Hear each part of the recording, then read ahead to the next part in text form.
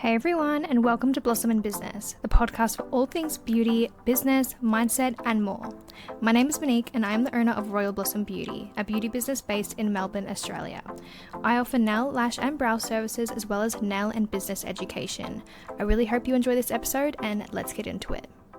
Are you thinking about becoming a nail tech, or you're still in your early days of your nail journey? In this episode, I'm going to be telling you guys some of the things I wish I knew before I started. From some of the unrealistic expectations I had about doing nails, to burnout, to undercharging, and so much more. This isn't to scare you off, this is more to just prepare you about what you're getting yourself into. Now in this episode, I'm mostly going to be talking about nails, but if you do offer other services or you have a different type of business, you can just shift what I say to fit your kind of business. Now when I first started doing nails, I thought I would be doing so many cute nail art sets. I thought I would have the most flexible hours and I would be fully booked straight off the bat. But there was so much that I honestly wish I knew sooner, and I had to find out the hard way. So in this episode, I wanted to talk about some of the things that I did wish I knew sooner earlier on in my nail tech journey. So starting off, being a nail tech isn't just doing nails. There's a lot of behind the scenes that no one really talks about. There's like the bookkeeping, the content creation, the editing, the marketing, the admin. There's just so much that literally no one talks about. It's not just doing nails all day long. You're also constantly learning. You can't just use the techniques that you learned in the first course you've ever done and then do that forever.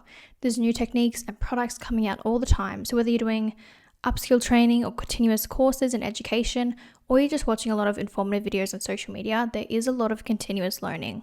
And the work doesn't stop when you finish your last client. Again, there's so much more to running a business, being a nail tech, than you think. There's a lot of content creation you have to do. You have to still bring in new clients and find ways to keep your current clients. You have to do all the stock ordering, the cleaning, the bookkeeping. There's just a lot to it that everyone does not know until they start doing it. And when I first started, I used to see so many text posts online, their fully booked schedule, and I was like, yep, that's going to be me in just a few months' time. I'm going to be fully booked. But realistically, what everyone posts is actually just the highlight reel. No one's posting the struggles and what it took them to get to where they are now. A lot of what you see on Instagram is people sharing the best moments they've had in their business, how fully booked they are, their amazing retention. They're showing the things that they succeeded at, not the things they failed at. So it's really important to keep an open mind when you see other people's businesses, because you may think oh my gosh, her business looks so good on Instagram, but you may not realize that they went through so much just to get to that point.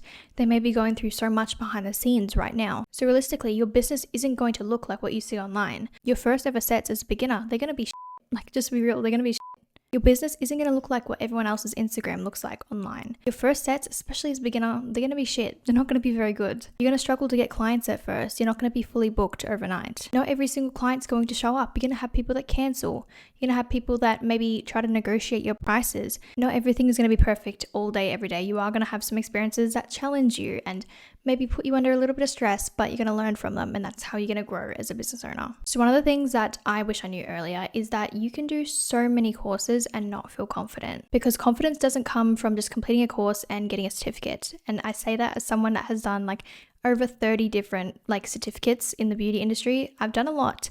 And you don't get confidence just from getting that piece of paper that says you've completed the course. Skill not only comes from education and the type of courses that you enroll in, as well as the support that you get from your trainer and things like that, but it also comes from repetition and experience. The best way to improve your skills is really just to practice.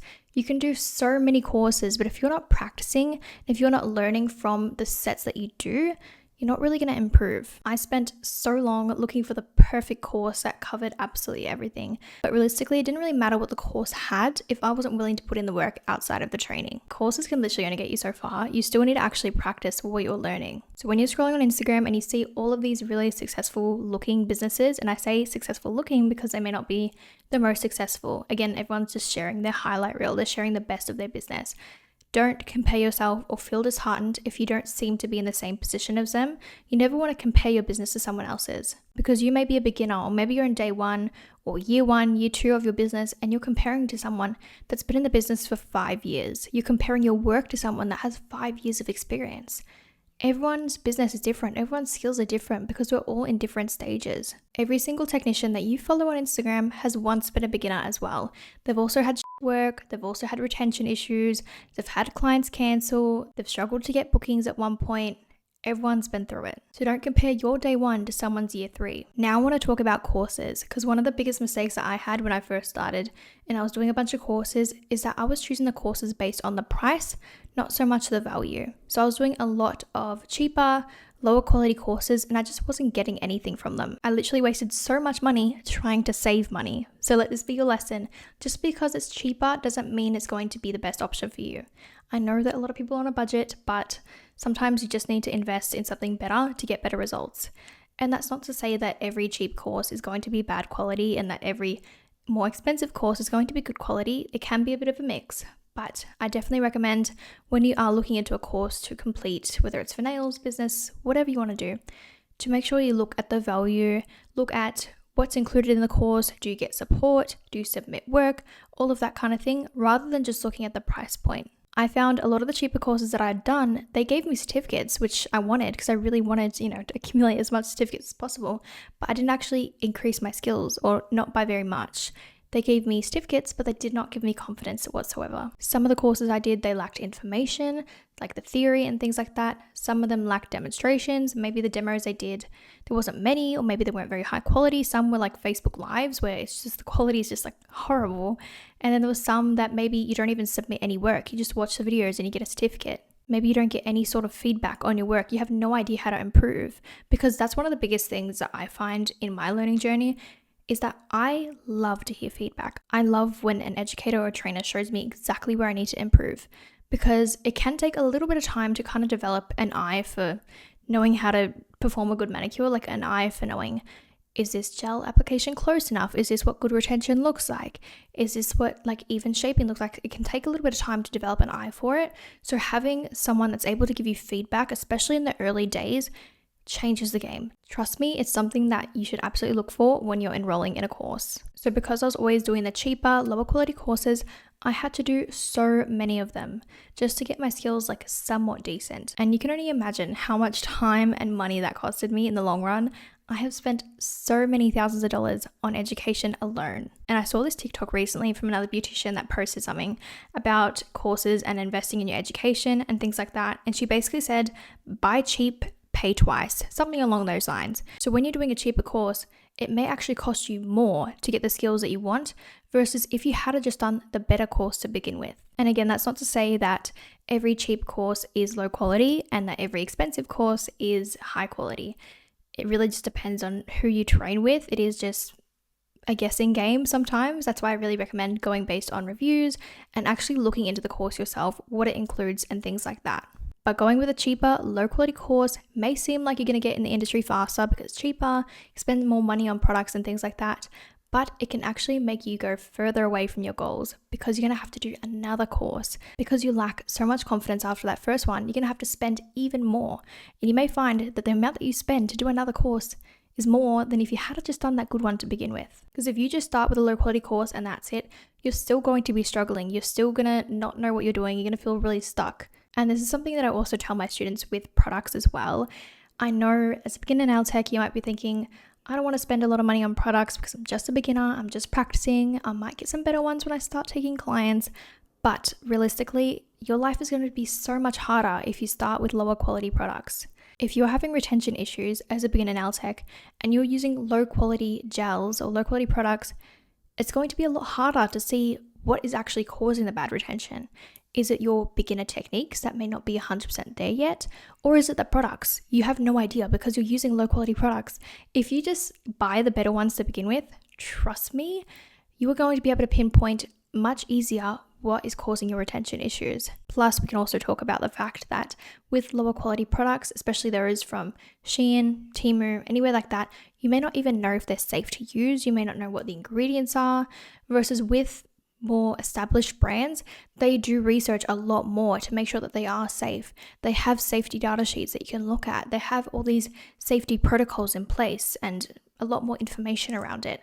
So it's not just buying expensive products for the sake of it being expensive, because they're not expensive. I would say they're just more costly than those really cheap ones. If you weigh up the pros and cons, it's so much more value to just get the better ones to begin with. As a beginner, it's already hard enough to try and develop a new skill, but by using low quality stuff, it's going to hold you back so much. And again, you're going to spend so much more money trying to replace these low quality products that aren't working for you. Or maybe a client gets a reaction or you get a reaction. 9 times out of 10, these low quality products are going to cause more harm than good. If you're using really cheap, low quality products and you're having retention issues, my top tip is to stop using those products, get some better ones. And if you are still having retention issues, you know that it's something to do with your technique and you can easier pinpoint exactly where you're going wrong. Now, I have a little bit of a hard truth for you, but a business is an investment. You cannot expect to keep clients with low quality services, low quality skill set, and low quality products. And another one, a lack of hygiene. Guys, just because an autoclave may not be mandatory where you are, doesn't mean you shouldn't try your best to give your clients the most safest service possible. I know for me, I don't actually require an autoclave where I am, but I want the best of the best for my clients, so I got an autoclave anyways, and I still sterilize my tools, even though I don't necessarily have to. I want the best for my clients, so why wouldn't I give them that? So I ended up getting an autoclave on a payment plan because they are pricey. They are like from $3,000, like so expensive, but they are like next level. So I got one on a payment plan and it made my life so much easier if you're not able to afford the $3,000+ up front. So that is something that I highly recommend looking into. But if you still can't afford one, even on a payment plan, I have an alternative solution for you. So this is for the people that their council doesn't actually require one in the salon. So depending on where you are in the world, your local council may not require you to sterilize your tools at all. They may require you to sterilize but not have an actual autoclave in your salon, or they may require you to sterilize and actually physically have an autoclave in your salon. So if you do need one in your salon, you obviously have to get one. You have no choice in the matter whatsoever. But if you don't need one physically in your salon, but you either are or aren't required to sterilize, there is another way that you can get your tools sterilized, and that's by hiring or renting another tech's autoclave.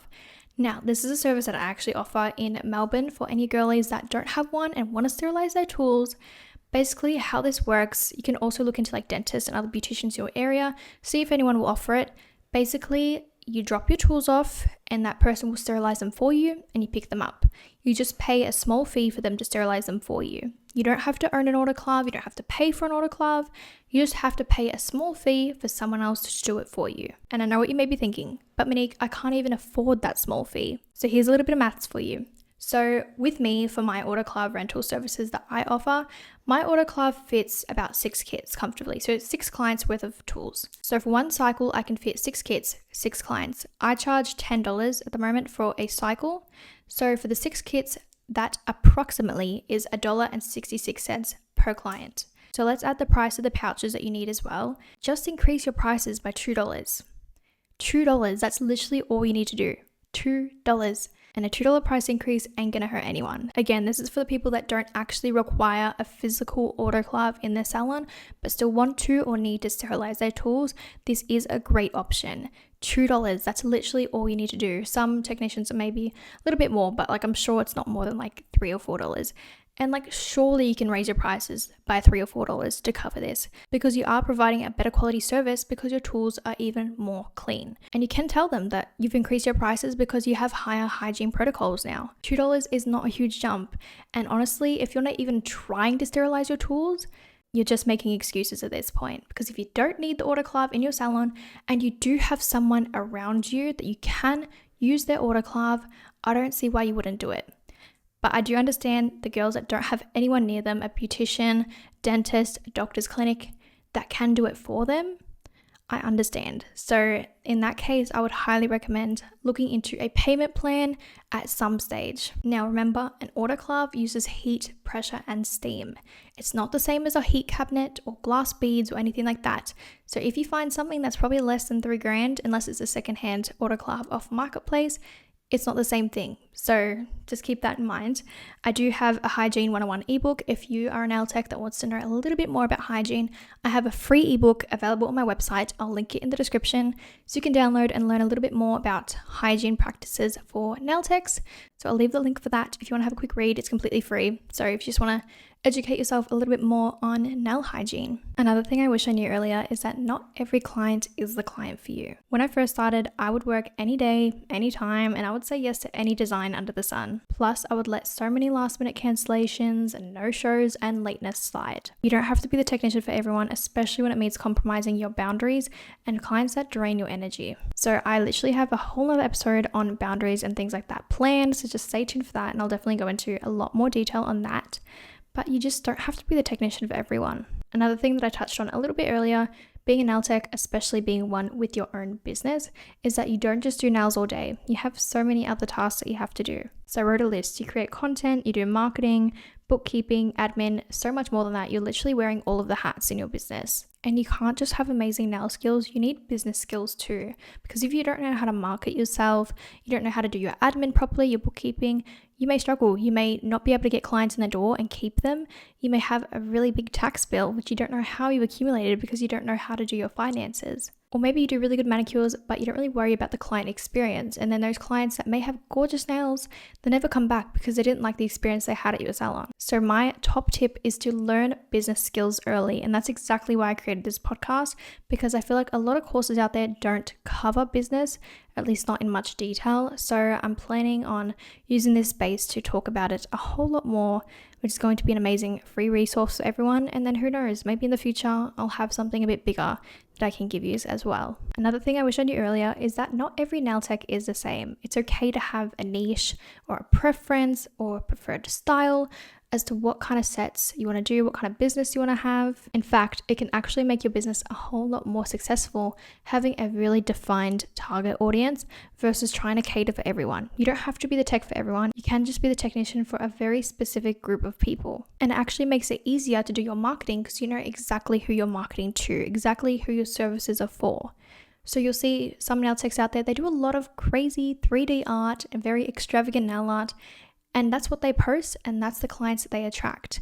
They may get some, plain color, basic art inquiries, but a lot of what they attract is going to be those clients that are into those crazy nail designs. Some technicians don't do a lot of art. A lot of what they do is just plain color or French. That's what they post, and that's the clients they attract. And that's the same with natural nails. Like some technicians only specialize in natural nails. They don't want to do extensions. And that's completely fine because they're just going to be posting to attract clients that just want their natural nails. You don't have to offer extensions, you don't have to offer nail art, you don't even have to offer plain sets, you can just offer nail art. There's so many ways you can go about your business. This is the same with like lashes and stuff as well. You don't have to offer lash extensions, you can just offer lash lifts. Or if you offer extensions, you don't have to offer classics, you can just do volumes. Or you can just offer wispy sets, you don't have to offer just the standard basic sets. It's your business and you can customize it however you like. And I'm really big on what you post is what you attract because I literally experienced this firsthand. So when I first started doing nails, being a long stiletto gel X girly, I love long nails. I also love nail art.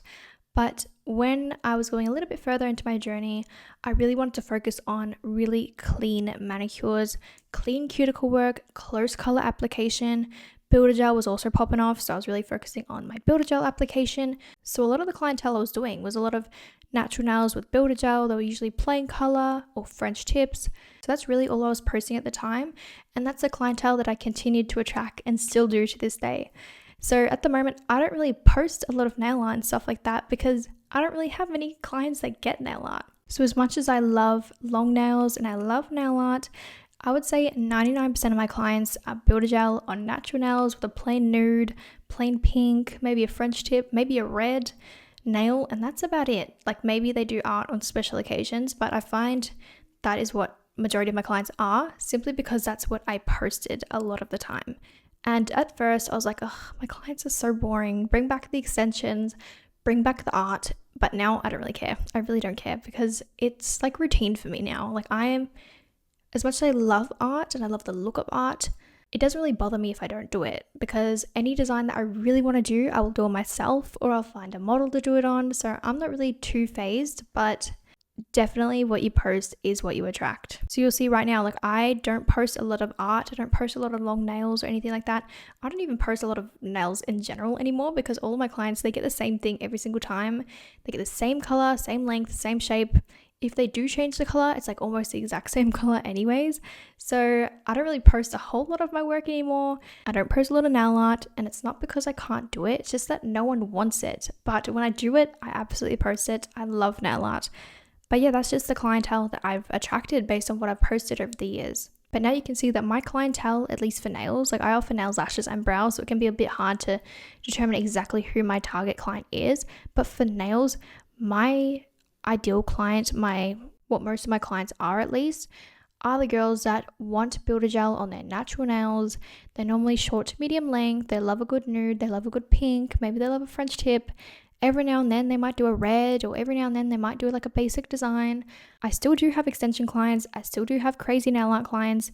I myself am a long extension, sometimes crazy nail art client. But majority of the clients I have fit into that kind of clean aesthetic, kind of more maintenance rather than something extravagant. They just want their nails to look good and they want them to last.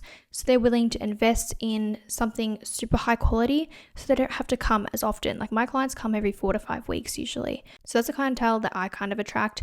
Low maintenance, they just want their nails to look cute, they don't really care about fancy designs, and they like them kind of more natural looking. There's absolutely nothing wrong with niching down to a very specific group of clients, but you can still do whatever you like. You don't have to offer one specific thing. You can offer everything. You can offer plain sets, basic art, extreme art, like you can do whatever you want. But marketing wise, it is so much easier to really dial down to see exactly what kind of client that you want to target.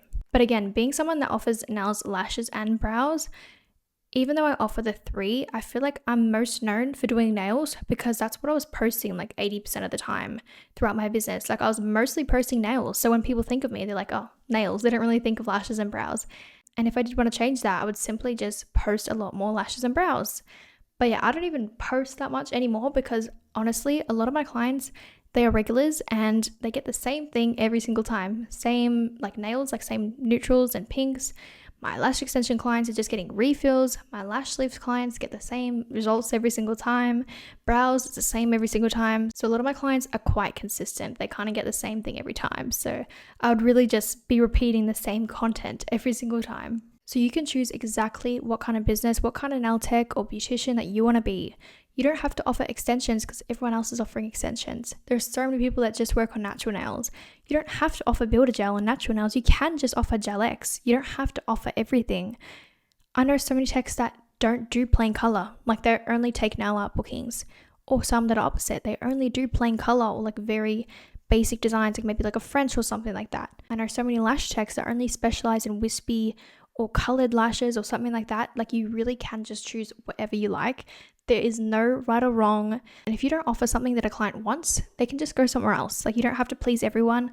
Not every client is the client for you. And this also goes with the days that you work, the times that you work. Just because one client is only free on the weekends, that doesn't mean that you have to work weekends.